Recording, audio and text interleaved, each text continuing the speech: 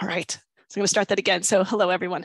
I'm Emily Flynn. I'm the Director of Health and Wellness for the City of Kingston. I use she, her pronouns, and I am the project manager for the Broadway Prince Landscape Plan Design for this first half of the project. We have another colleague, Kristen Kessler, who is on parental leave. She will take us through another portion of the project, but while she's out, I'm managing it. I'm going to pass it now to Ruth Ann. Ruth Ann, do you want to introduce yourself? After Ruth Ann, I'm going to ask Aditi, so you sort of know who's up next. Hi, I'm Ruth Ann Devitt Frank, and I'm Director of Grants Management for the City of Kingston. And Aditi, would you like to introduce yourself? Hi, I'm Aditi Goswami. I am a business owner on Broadway at Calcutta Kitchens. Thank you. And Kristen Wilson, you're next, and then Lisa. Sure. Hi, I'm Kristen Wilson. I'm Assistant Vice President of Community Development at REPCO. I use she, her pronouns. And I used to work for the city and was involved in the design of the intersection that sort of laid the groundwork for this. And Lisa, how would you like to introduce yourself? Hi, I'm Lisa. I work with the Kingston YMCA Farm Project, and I use she, her pronouns. Thank you so much. All right, next up is Julie and then Michael. Hi, I'm Julie Noble. I'm Sustainability Coordinator for the City of Kingston. And Michael, how about you? Yeah, hi everybody. I'm Michael Gunther. I'm a project manager with the engineer's office with the city. Thank you for joining us. Christopher, if you don't mind introducing yourself, and then Keith. Hi, I'm Chris, and I work for the Kingston YMCA project. I use he, him pronouns. Thank you so much. Keith, how about yourself? Hi, everyone. My name is Keith Garmeyer. I'm the Vice President of the board for the Friends of Historic Kingston. Obviously, we're very interested in the project because of the historical aspects of that corner. I use he, him pronouns. Thank you so much. All right, next up is Marcia. And then Susan, if you wanted to just say hi, you're welcome to. And then Summer, and then Lindsay. So Marcia, you're up next. Hi, good afternoon, everyone. Marcia Sebro. I'm a project manager in the Health and Wellness Department. Thank you. Yeah, Susan, go ahead. I'm going to stay on mute because I was sick this week and I don't look very good right now. I am the education director for the Kingston YMCA Farm Project, and Chris and Lisa and Rose all work for us as Youth Voice on this project and coordinating activities and leadership with our youth crew. Thank you so much. Lindsay, how about yourself? We're doing intros? Okay. Lindsay Tenbrook, Director of Parks and Recreation. Happy to be part of the process. Thank you, Lindsay. And finally, Summer, are you there? Do you want to say hi? Hi, I'm Summer Smith. I'm the Director of Communications and Community Engagement for the City of Kingston. And I've got a lot going on right now, so I'm just going to listen in as much as possible. So I'm going to turn my camera off. Totally. And give a wave if I missed anybody. I didn't see the squares rearranged, thankfully, while I did that, but give a wave if I missed you. All right, nobody's waving me down. I think we're ready to get into our presentation. So I'm going to share my screen now. And somebody give me a thumbs up if you can see it. All right, I see a thumbs up. Thank you, everybody. I love a responsive group. All right. So welcome, as I said, this is the first PAC meeting for the Broadway Prince Landscape Plan. And here's just an idea of what to expect tonight. So we just did our introductions. I want to just mention a few things about why we're asking you of your time tonight, a little bit of a project overview. Then we're going to talk a little bit about the public outreach that we've already done and what we are still looking to do. And then we're excited to share with you a little bit of what we've already heard that people are giving us, the feedback they're already giving us. And then we've got next steps. So it'll be sort of, I think, a pretty tied up meeting at the end. I think we'll be able to share lots of good information with you. I'm going to go in and saying about what the Project Advisory Committee is about. We thank you for your time here today. We really think that we're trying to pull together people from the community that have either a special interest or a stakeholder in this project, and we really appreciate your time with us. We ask that you give us feedback. We might ask for technical assistance sometimes.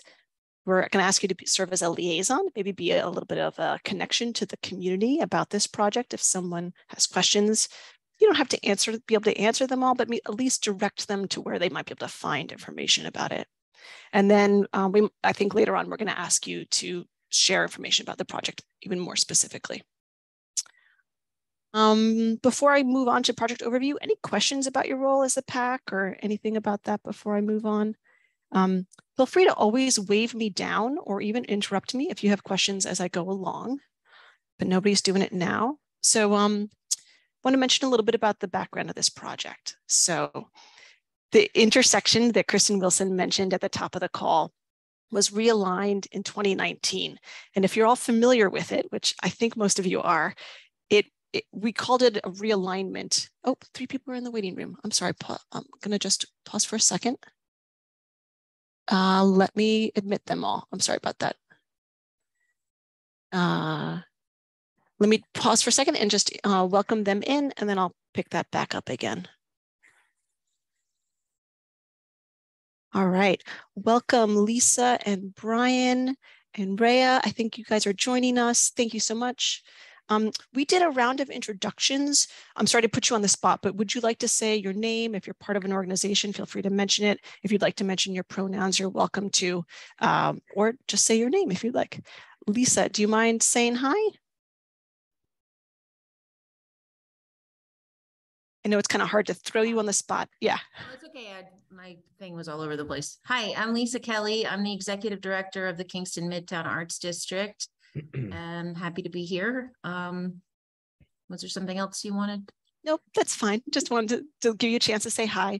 Brian and then Rhea. Brian, do you want to introduce yourself? Sure. I am Brian Mahoney, editor of Chronogram Magazine, and my office is here in the Fuller Building on Pine Grove Avenue. I can see the spot that we're all going to be talking about here, and I pass by it a number of times a day, so I'm excited to get into it.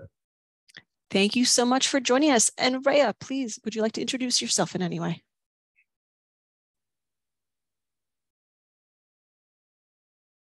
You're muted if you are talking. My apologies. Hi, I'm Rhea Panieson. I'm Grant Development Director with the YMCA, and in a few paces, I look out the window at the space, and I've been wanting to plant it since it became obvious they were done digging it up. Thank you, I appreciate it. I am not going to be able to see the chat while I'm talking, so if you've got a message while I'm presenting, feel free to wave me down. So welcome to those new people. I'm not going to go back and do the whole thing, but I will just back up a little bit I just went through to say what the role of the PAC was. Kristen, did you have something you wanted to say? You're muted. I just wanted to note that I think it was realigned in either 2020 or 2021. It was towards the end of the Broadway streetscape project during the pandemic. So I just wanted to note that. Thank you for that. Okay, we'll update our information accordingly. So again, thank you, everybody. Just wanted to acknowledge that the reason we're asking for your time today is because we think that you have special knowledge or a stakeholder reason to be interested in this project. So we thank you for that. And we hope that maybe you'll be a liaison for us for this project. So I was just getting into a little bit of a background about the project. Kristen is giving us an updated timeline for the realignment, of which I think hopefully all of you are somewhat familiar with. And now we have these 2 lovely green spaces. And we have a really, I think, a unique opportunity for the city of Kingston to decide what we want to put there. As we'll get into in a few minutes, it's got historical poignancy, and we'll get into a little bit more about that in a minute. I do just want to mention the reason we're able to do this project is we got a grant from the State Department of Health called Creating Healthy Schools and Communities. It's a 5-year grant project. And we're just very lucky to be able to do this funding to support this planning project with it. to our project overview, the City of Kingston put out a request for proposals in March of 22, of which Con Landscaping, that's Karine and Cynthia, were selected because of their robust public outreach plan. And so we're very excited to be doing this project with them. A little bit about the timeline. Just to go forward a little bit more, we went into contract with Con in August. Our public outreach started in September, and the public outreach will end around Halloween. So we really want to make sure that we get the word out in the next half a month. We hope to have a conceptual design in December, and then hopefully a final plan around February, and possible implementation in the spring to summer of 2023. So trying to give you a little bit of an overview of what to expect for this project. Sometimes we put these calls out for feedback, and then sometimes people feel like they haven't seen anything happen. So I want to try to give expectations of how long this process will go. Reen, would you like to take it from here? Sure. So my name is Karine Dutay from Can Landscape, and I'm working with Cynthia here. My pronouns are she, her. And so I'm very, very happy to be here tonight. It's been like an amazing process, and thank you for like all our numerous partners on this. It's like it takes a team. So yeah, so here to give you like so the background, and I think Kristen could explain even better.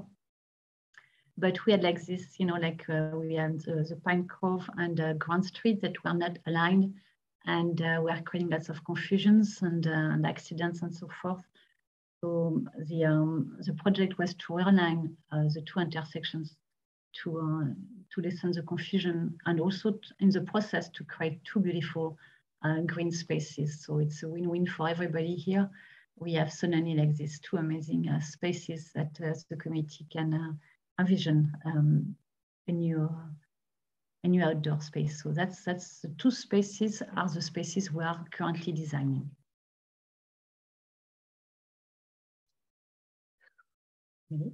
Renew it, yeah. So, and we want to mention that part of the reason we were able to use our grant funds for this is that these spaces are on the Green Line network of trails and complete streets. So if you're not familiar with it, I'll put the link in the chat when Karine continues to talk, but the idea is a vision of a way to walk and bike through the city of Kingston. And as you see, we have a pretty great network here. We have in yellow are the two segments that are still incomplete, but I really like to share this map because it really shows the whole network that we're trying to build out. And I don't know if you can see my mouse, but right in the middle is this intersection. It is truly a gateway between our two sides of our city. It's also a physical gateway in that the train, it's the only road where the train, you can pass through the train if the train is going through. So there's sort of a natural physical barrier right near this intersection as well.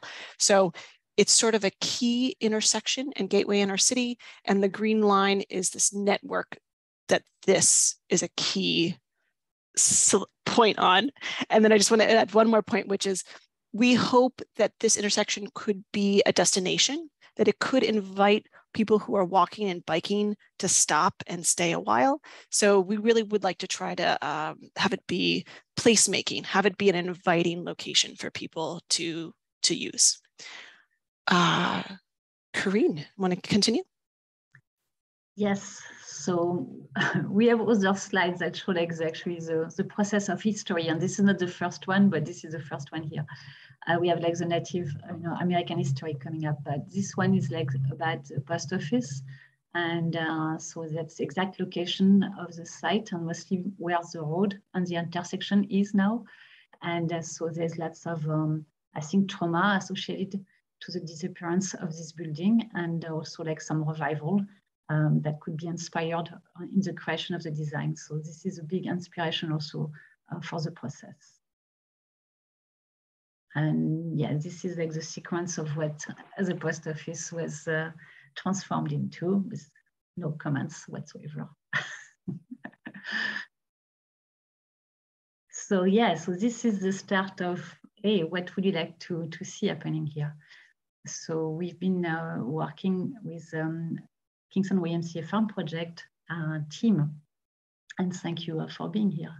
And so they've been like really inspiring us about how to work on this project. And I would say like from the redaction of the survey to the implementation of being on the site and asking fellow young people what they would like to see, they've been here all along. So to go like through the outreach we've been doing so far. So public meetings, we had one on Monday, the 3rd, at the YMCA with the YMCA, with the Kingston YMCA Farm Project and other partners. The PAC, so you're part of the outreach, and we are grateful you are doing this. The surveys are in paper and also digitally available on the Engage Kingston link. They are in English and Spanish. So the Engage Kingston website has also all the information so far that we gather along the way and the process of designing. So it's a great place to get information or ask questions. We have now also some signage on site. We have a banner and lots of little signage for people to have like QR codes to get the survey and to have a name and to know that something is going on. So the best way is to be on site, and this is such a central site. So we have like, you know, the workshops. So many with the Kingston YMCA Farm Project leaders, and some of them are with us tonight. And we have also worked with the PUGs from DRAW and also Place Corp with a student team also over there. So this is like teamwork. Some PSA announcements also have been done on the radio Kingston. So this is like the past events. We had an event on site with amazing success thanks to the donuts. So thank you, Susan. And so lots of students actually were able to kind of share their vision, which is amazing because I think often it's a group that is not represented. So we are very happy to have them on board. We also met with the Midtown Business Alliance and seeking some partnership in communicating about this project and having people know about it. So we are still working with them. And also thank you, Lisa, here from MAC to do like an open ideas, you know, to your members. So what's coming up next? This Saturday, actually, we will be with the Kingston Land Trust at the Forest Sanctuary. It's near the GFK School in Kingston for the opening of their beautiful forest. There's also an event at the Broadway Bubble called Bubble Fest on October 23rd, and also planning a workshop about soil, which is like the first step, you know, in kind of like building the design.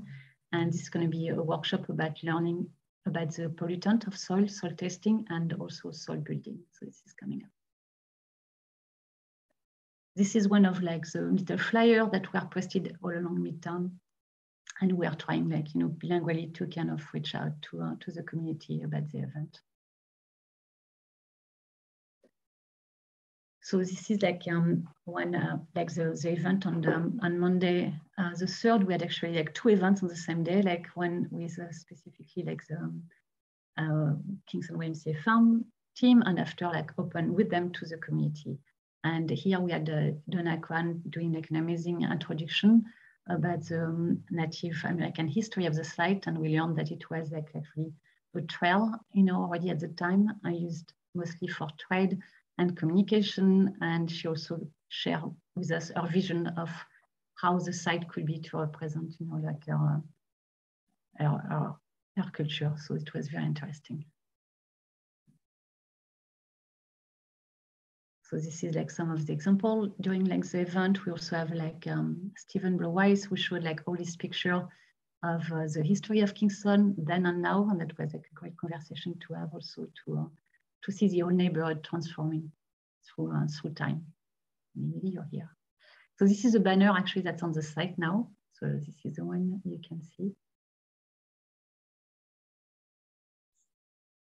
These are the sensory mapping, and I know we have some students in the group here. So do you want to say a few words? You don't have to, but if you feel comfortable to share, Lisa or Chris, do you want to tell a little bit what was Yeah, I'll say a little bit. Thank you. So we met up one day and we went on site, and basically we had a map of the area, and we just went around, and whenever we felt, heard, like any of your five senses, you would just try to express that on paper. And then we came back inside and worked on them a little more.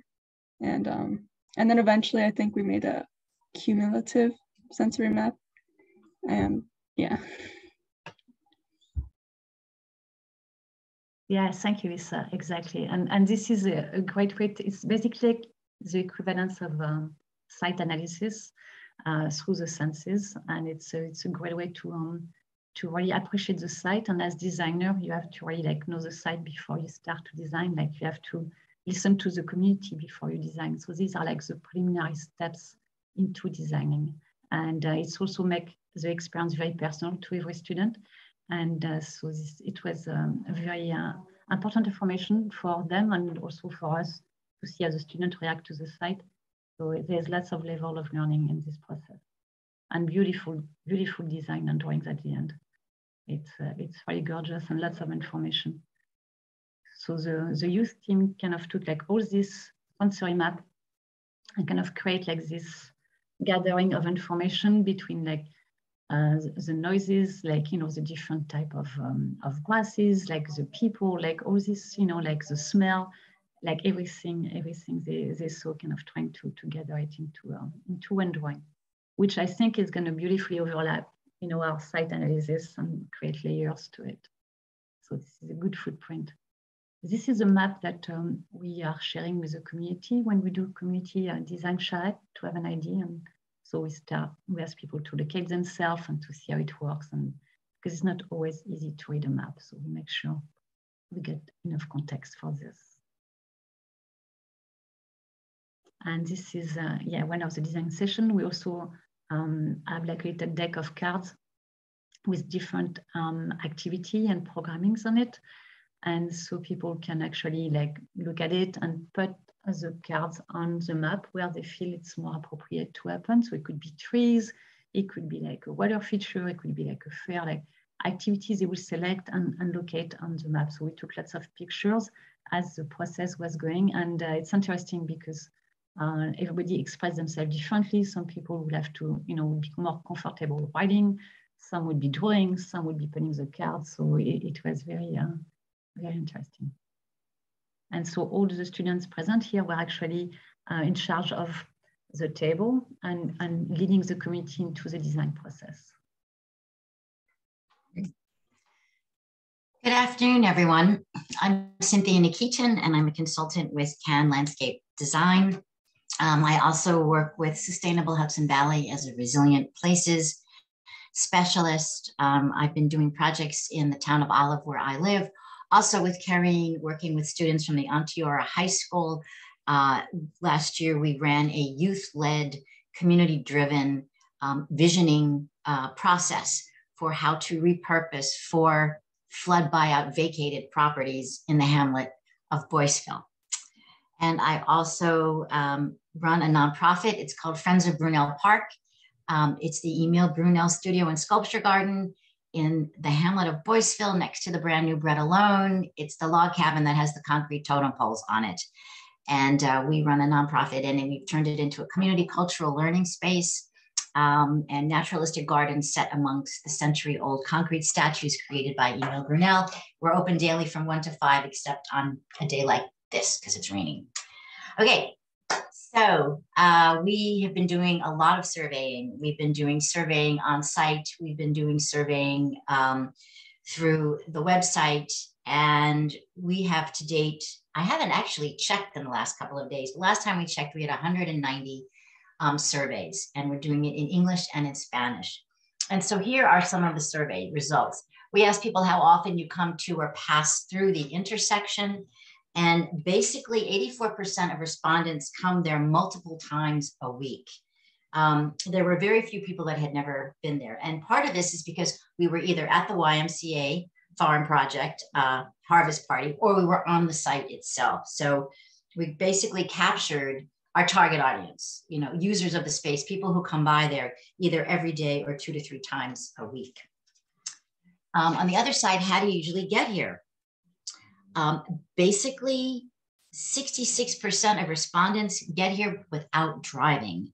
33% walk or scooter, 6% take the bus, and 27% bicycle.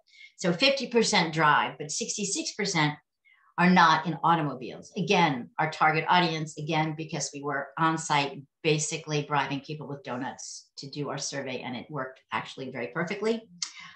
So we really are doing due diligence and realizing that this is a heavy pedestrian corridor, especially right after school lets out. There's a lot, I think there's even more people walking and biking than there are in cars. So the pedestrian foot traffic is really a key element and a key consideration. We asked people what neighborhood they live in. And from our respondents, 72% live in Midtown. Again, that's our project site. So we really were able to capture input from the people that this project will impact the most and benefit the most. 21% lived in Uptown, 17% in Rondout, 4% in Ponchaki, if I got that right, and 28% outside of the city of Kingston, but they, as you see in the next chart, worked there, attended school there, shopped, and visited. This was a multiple choice question. So we had a lot of people that said we live, we work, we attend school, and we shop. So, you know, that the numbers are a little bit higher there because we were asking them, and most people did more than one thing. They either lived and went to school, they worked, they shopped, they visited, they worshiped. So again, people are coming to the city of Kingston on a regular basis for multiple trips and multiple purposes. In the next slide, we got into some of the demographics here, and we specifically asked people if they were of Hispanic, Latino, or Spanish origin, and 21% said yes. So that's about 1/5 of respondents to our survey self-identify as Hispanic, Latino, Latinx, or Spanish, and we actually did surveys for them in Spanish, which was great. And then when we asked them sort of how do they describe themselves in terms of other ethnicity and cultural background, 20% were Black or African American, 55% were white, 4% Asian, 1% each for Native American and Native Hawaiian, and then 18% chose not to self-identify. But if you add in the 21% Hispanic folks, you know, to this number, even though we had 55% white respondents, we had 47% who identified as non-white. So that's a really good balance in terms of who we are getting in touch with. And then this is where you all come in. So how did you hear about the survey? And these are just numbers. We had 8 people who got to the website, 6 people who got to the city's website, 3 people saw the press release, 11 people read the articles in the Daily Freeman, 15% on social media. Word of mouth was 67 of our respondents, and other was 53. Now the other that was 53 were folks that we talked to at the Kingston YMCA Harvest Festival, because I did 53 surveys. So that was the other because we were there. But the word of mouth is amazing. So that's people passing by, seeing the banner, hearing about this from their friends. They're not really getting the information from the other sort of more formalized communications channels that we've set up. And that is why, if you go to the next slide, I think this is where it comes in. Oh, all right. I'll go with that. Okay, and then we'll go to the next thing. Okay, so just keep that in mind that the informal ways of communication are working, and we're going to ask you for your help with sort of driving people to the more formal channels. Okay, what did people say? What did we hear from them? So we're starting to put together some overarching themes here. Not that this is definitive in any way, but we're just starting to wrap our heads around it. Connection, communication, trade, family-friendly, intergenerational history. There's this idea of natural areas and community gathering spaces that might be a little bit more formal. But, you know, you have the idea of the post office, which is all about connecting people with information and communication. And Broadway was one of the original Native American trails. That was about communication and trade. And we want to connect these two sites together. So this is sort of some of our sort of big picture kind of framing ideas. I'm not going to get into all of these, but people came up with, this is a synthesis. So these ideas came up, more than 3 times. Many different kinds of gardens, many different kinds of trees, different kinds of seating opportunities, games, not necessarily recreational games, but more sort of, passive games or smaller kinds of things. There was, 3 young men that said basketball for every single answer. Art, there was a big focus on art because we're in the Midtown Arts District, and the artists are really a key contributing part of our community. Many different kinds of opportunities for art, different mediums, different, interactive was really a key element of anything that we do in terms of art. And then a whole range of amenities, but, basic things like garbage cans, lighting, bike racks. Could there be an e-bike station? Could there be EV charging, free Wi-Fi, recycling bins, food trucks, water fountains, and then play equipment. And people talked about swings and swinging benches. And they want play equipment for kids, but there was no real appetite so far for like a major playground, because we've got play spaces at the Y and at child care centers and at the schools. So, but play equipment is a little bit different. It kind of breaks things apart. So it's not like a play structure. So these are just the sorts of ideas that we're coming up with. And then, of course, the most important thing to activating any public space or activities and programs, the design will be gorgeous. It will be comfortable and beautiful to be in. But if there's nothing going on there, it's going to be hard for people to get them to use it. So activities are important. You design the space with the programming and activities. First, you come up with the activities and programs that you want, and then you design the space and provide the amenities to support the use. So form follows function. All kinds of markets, concerts, again, we've got to scale it for the size. Movies and film screenings, the idea of having the Y turn itself inside out, like do the spinning class outside. Maybe there's other classes that could take place in this space to give more space in the Y for many more things to happen.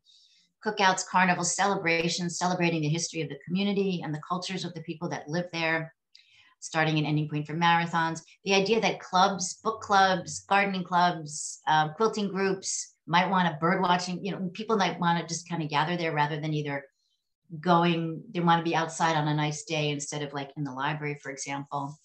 Drum circles, theaters, speaking events, lectures, and of course, food, coffee. You need food and you need Wi-Fi and places to sit. Those are some of the sort of basic ideas that we've come up with to date, none of which are, rocket science, none of which are completely out of the realm of possibility. It's just figuring out which are the ones that are going to work there, and then who's going to program them and how are they going to be managed. And that's kind of our next step in terms of engaging with stakeholders to find out who's willing to do what, where. So that's also part of our process. Next slide. The next slide, Cynthia, is next steps. And I'm sort of thinking maybe before next steps, I was thinking, why don't we pause for a second and see from the pack if there's any public outreach that we've missed, if there's feedback on sort of what we've accomplished thus far from you. I know we just put a lot of information at you. You might need to process, but I just, wave me down. Brian, it looks like you unmuted. Did you want to? Yeah, I just have a quick question, and I'm sorry if this came up in 1,000 things that I was said. This is a city-owned property and will continue to be a city-owned property, right? Yeah, I think I can say pretty confidently. Yeah. And so the programming then will theoretically fall on some municipal entity person. Maybe. No? I mean, it could. I mean, I think sort of what Cynthia, of course, feel free to jump in with what your thoughts. But I think what I was hearing Cynthia say was that like the Y could use the space, like it's a public space. So I think. Right. I'm just wondering if let's say I'm down the street, I want to program something there, right? I would go to some liaison person in the city. Yeah, right. To like book the space, you're saying. Right. Probably. We haven't figured that out yet. Okay. Yeah, I think there's a possibility of partnership with, local organization for sure. Like this is something in the making. Right. Yeah, and that's part of the reason to do a lot of outreach is to get people excited about it and excited about wanting to do programming here and use it as a venue. And then there's processes for how we, schedule the events and, what happens when and what the permitting process would be and all of that. Not that it comes later, but it's also part of what we're thinking about as we're working through this is, what is borrowing from best practices in other cities, around North America is, how do they run these kinds of programs? But it's really not about putting more burden on city staff. It's really about finding ways for people to take the initiative to want to use this as a venue and then giving them the opportunity to do that in a safe and effective way. And I see Kristen Wilson's hand up. Kristen, you want to go? And then Rhea. Yeah, I was just wondering, as for outreach, did you, and I might have missed it, did you visit some of the businesses that were near to the intersection and let them fill out the survey? Okay, yes, I missed that. Okay, all right, thanks. Yeah, any other thoughts on that? Otherwise, I'll move to Rhea. Just one other thought, just with regard to the businesses. Was there any thought to doing some door knocking and like offering people, print like surveys, like if they, like a political candidate would do, like leave something on the doorknob, like in the neighborhood? Yeah, we did that with our poster for the events, and we taped them to windows of businesses that were not even open at the time. Which I was okay. And we've given people surveys and we've invited them out, and we will go back to them as well because we say we're helping design your front yard and we really need you to play a role in this. We did not leave surveys with the businesses. It's just kind of difficult. The business owners are busy, so there's no space on the Dallas Wieners counter to do it. So we're going to the Bubble Laundromat and we're going to the library and we're going to other destinations where people tend to gather and visit and spend time, where they're a little bit more comfortably set up to give out a survey, collect the survey, and have us come pick it up. So I think Rhea, your hand was up before Julie, so I'm going to have you go first. This was apropos of something I think Brian said. The entity that should guide and reserve the space is Parks and Rec. They're already set up to do that. This will be a Kingston Park. It seems like a logical thing to do, just to give them the piece. The other thing, more apropos of what the last thing we were talking about, is that Cynthia, I understand what you're saying about busy business owners, but it seems to me vitally important that Dallas is part of this pack because it's right up against their wall. I'm sure you've approached them, and if they could be here, they would, but just wanted to put that out there. Yes, thank you. Yeah, we had a conversation, with the owner of Dallas and talk about the project, and we had we have a good communication, and we are selling the process. So we are definitely, they are so eminently local to the project, that's for sure. They are partners. All right, thank you, Julie. You're up next. Maybe this is not the right time to ask, but did you talk with any of the folks about, or get an impression what people thought about the fact that there's no parking dedicated to the area, and the limitations of that? It's kind of like Academy Green, in that there's no dedicated parking to the facility, and if people were concerned about that. And also I have a second question about if you're aware of any like infrastructure, sub-ground infrastructure that would limit what happens there. on either side? Yeah, so we have like actually the drawings, you know, from the city with all the utilities and all the underground, you know, like actions that are going on. So we have all these drawings, and we are aware of like all the different, like between the drainage, there's some electrics, there's like all, you know, the utilities. So this will be considered into the design, of course. And we're going to be working with the city engineer to make sure, you know, we are developing something that's like in agreement with their knowledge. And as far as the cars come, it's interesting because most of the people that we have like direct interaction with, we're actually coming on foot, you know, so far from them the idea of bringing a car on site. And even like in the surveys, we haven't picked up any kind of comments on the fact that there would be like no direct parking. I feel like there's parking on Broadway now, you know, more than ever.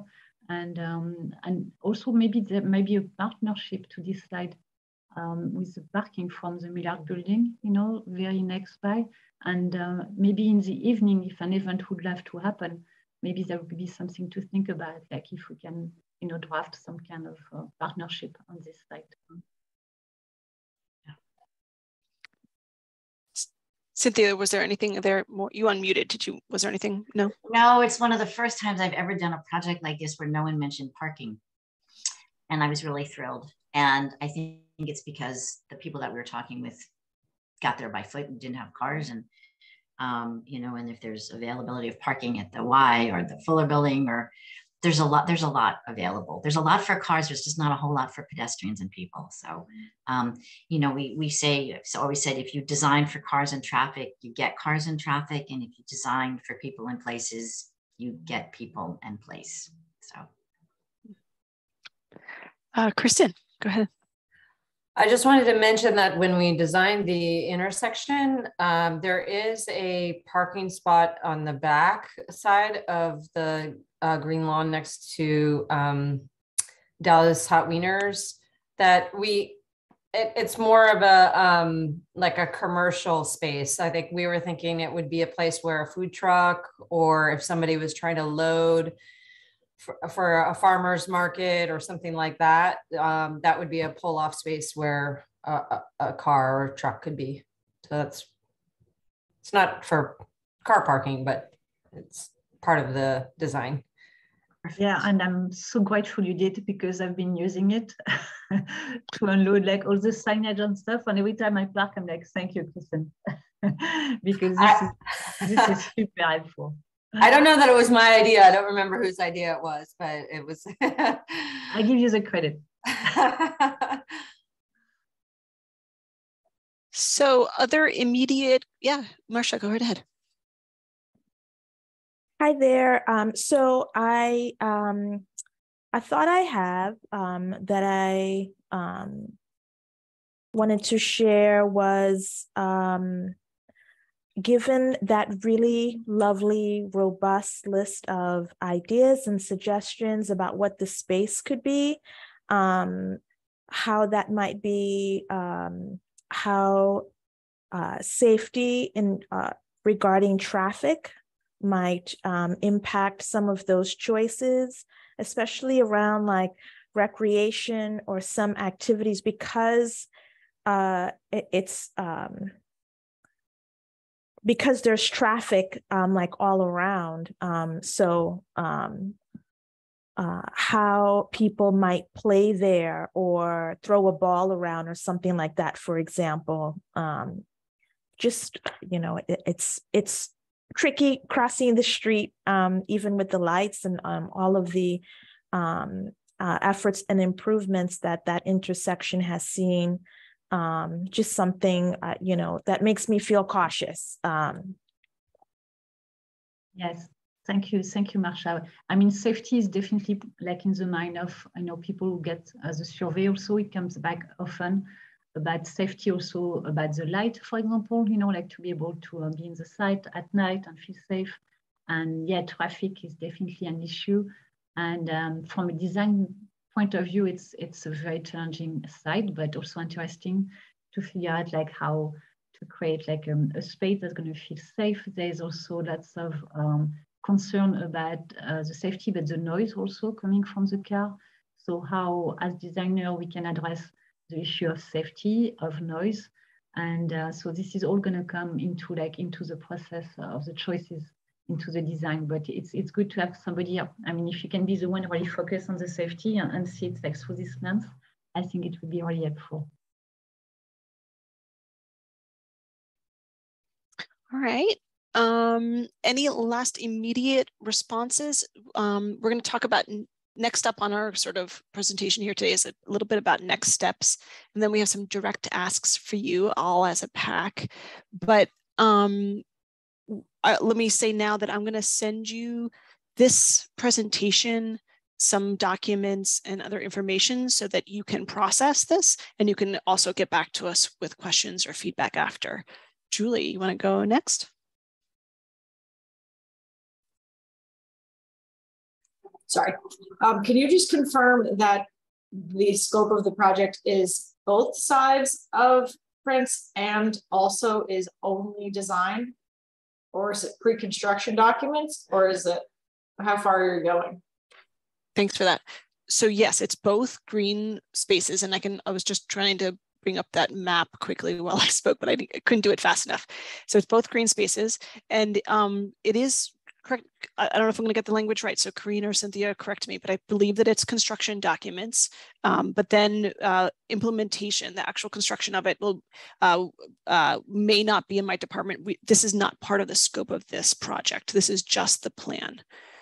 Karine, you unmuted. You want to say something? Yes, yes, definitely. Yeah, this is like we are going like from the conceptual design development and construction documents. And here's the 2 green spaces. So there, if any of you have been to the space lately, it's surprisingly big. It's actually kind of a nice size space. I want to mention that. Yes, actually. Yeah. Go ahead, Green. We have actually that little extra notch of green behind Dallas, you know, that we should add to this. Like, yeah, this one. Yeah. Mm-hmm. All right. So then next up is sort of give you an idea of what our next steps will be. And I'm scrolling quickly through our presentation. I can read this if you want. So a reminder again that our public outreach is Halloween.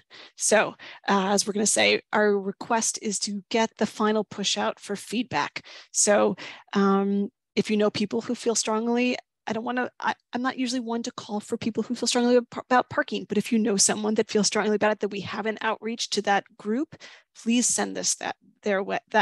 Please send our survey their way. This is the time for that feedback. Then there's going to be a synthesis of findings. Karine or Cynthia, would you like to speak to that? Sure. So we are starting like as an exercise also with the youth present here to synthesize so far what, you know, all the idea we have and like start to get into the design mode that we're going to do again, you know, when we get like by the end of the month.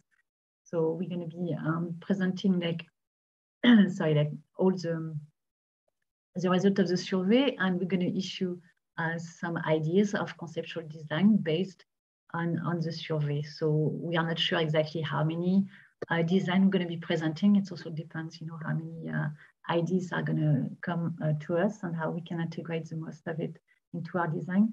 So the plan is to present a series of maybe like 3, let's say, conceptual design, and to have a feedback from the committee on it. And from that, we will go back and reassess, you know, like the feedback and create one conceptual design. So we go back and forth to the committee a lot to figure out, like, to make sure we understood, you know, what the committee wants, and also to give some time to process. Most of the time, what happens is like when we present different design, the committee will say, oh, we like this part in this design, but we really enjoy that part. So it's kind of like this mix and match of action and how can this work together. And we also hope to kind of create like some kind of like a mocking design on the space where we can actually tag on the ground, you know, the different elements. So this way people could move on site. We are trying to make it also virtual. So we are working on that as well to get a better sense of space, because if you present it on black and white on a piece of paper, it's very, very abstract for people to understand how a design works.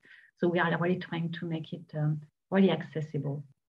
And so when we are to the next conceptual drawing, we're going to show it back to make sure like this is what people want, and that's going to be also like a time for communication and feedback, and for us to redraw and to make it like the closest we can to what the community. So that's our process. And all this, we're going to be, of course, including you. I think we have a meeting with you before we present to the community to make sure like what we're presenting is aligned with you, you know, and with the city and like all like the stakeholders. So you're going to be the first one to give us a feedback, and from that we go and present to the community. And we're hoping that we can pull this group back together sometime in December. So you'll be getting emails from me to try to set up that meeting time. I'll do a doodle again and then try to get time that we can all meet. And then, as Karina was saying, then we would try to share that with the community in December after we met with you. Any questions about that? Nobody's waving me down. All right. So here's direct asks. Cynthia, were you going to talk to this? I think you were. I was, yes. And that is, we'd like you to do the survey too. If you could direct people, if you could send out an email to folks or post something on your website or, you know, social media about this project and direct people to the survey. It's at engagekingston.com, and they click on the Broadway Kingston landscape plan. It's in the chat. It's very easy to find. It's a very easy survey. It's only really 2 pages. But if you can sort of get the word out to your networks and your contacts in the best way you see fit about this, that would be great. Posting about your social media on your social media platforms. We're going to send you some information that you can do a plug and play social media post. We're going to send to you the article in the Daily Freeman and the press release for you to send out, or at least use for your own reference if you wanted to provide that to people as well as a resource. And we want to know, the question that you always ask when you have a public meeting or a gathering is, who did we miss? Who is not at the table? What organizations, what institutions, government agencies, nonprofits, community groups do you know of, do you work with, that we should be contacting? So for example, Brian, if you think that, you know, the people in the Fuller building need to fill out a survey, can you help us figure out a way to get to like the management of the Fuller building so they can disseminate it to their tenants, that kind of thing. We don't want to miss anyone, but we at this point are doing our little best to contact everyone that we can think of. But you have other folks in mind that that you can connect us to, or you can share this out to. If there's a group that wants to have a focus group discussion, for example, I don't know, like if the tenants of the Millard building wanted to do that, or the Fuller building, the tenants all want to get together and talk to us in person, we can arrange to do that and have a conversation with them. So if we would be a bridge, please, between us and the project and your networks and contacts and communities, we'd really appreciate it. We're going to get you, so we have this very tight schedule, as you might have surmised. We're going to try to get you the draft conceptual plan like after Thanksgiving, and have you look at it in early December and do our community meeting before December 16th. So that's kind of the crunch time. The comment about high school students, yeah, a lot of our surveys were with high school students because we were out there between 2 and 3 p.m. one afternoon, and we're just getting lots and lots of, it's kind of skewed towards high school students, actually, if you want to be honest, and to people that have lived here for 13 to 16 years because they were born here. So, and the youth from the farmers, the YMCA Youth Farm Project, they're all high school students too as well. So yes, in this point, youth are the forefront, you know, so that's like, we've got the youth pretty much covered. And then we're going to, you know, come back and we're going to revise the concept plan and do another level of design and the construction drawings. And we'll be bringing you back in to review more refined drawings. And then we do a third and last community meeting, probably sometime in February. So it's like every couple of months, we want to kind of reiterate, go back to the community and give them an update and let them know what we've been doing. So this is our funky graphic that we thought you could just plug and play maybe as a social media post, because it gives people the QR code for the survey, and a link to the website, the city website. How do we reach out to elders? That's a really good question. We're open to suggestions for that. I know people at the Ulster County Office of the Aging, the OFA, but that's Ulster County, but it's in Kingston. So is that appropriate? Because if that's appropriate, it's then totally. They have these wonderful little community. They have their senior cafes like every other week, where they gather seniors and they have lunch. And I've been to a few of those for another project. So, okay, thank you. Great suggestion. And I'm just going to explain what I put in the chat. So in the chat, I put a link to a Google folder. Some of those documents that I'm going to email out are already there if you want to explore it. And I'll add in the flyers. Thank you for that, Rhea. And I'll send an email recap, like I mentioned, sort of linking to that folder with the slides, maybe with this video, and especially for the people who were not able to join us today. So I hope to be able to collect all this information and send it to you in email, and then also in that folder for you. Any other questions about that? Actually, now so it's 5 o'clock. If anyone needs to jump, feel free to jump. But I can also stay here for a few minutes if there's any last thoughts about public outreach, any thoughts about even the project process, any thoughts about what you'd like to see in that space. But otherwise, we're sort of at the end here and can try to answer any other questions. Kind of a last chance here for us right now in person. Nobody's waving me down. What? You're all quiet? Come on. No questions? All right. I feel like maybe we did a good presentation then. Oh, Rhea, you unmuted. Did you have something? I just want to say flowers. Okay. Thank you. I just keep saying flowers, and I'm going to keep saying flowers. Okay, and put that in your survey, please. I did. Oh, good. Thank you, Rhea. Thank you. I saw it already. They remember your survey. All right. That's when, because we've gotten a lot of surveys now. So if you make it memorable, everybody. All right. Well, I don't see anyone else unmuting or waving me down. I think it's time for thank yous. Thank you all for your time tonight. I think you probably all have my email, so feel free to email me with any questions, or I can connect you with any of the details. Otherwise, thank you so much. And good night. Still nobody's waving me down. Okay, so this is a wave goodbye. Bye, everybody. Bye. Bye. Thank you.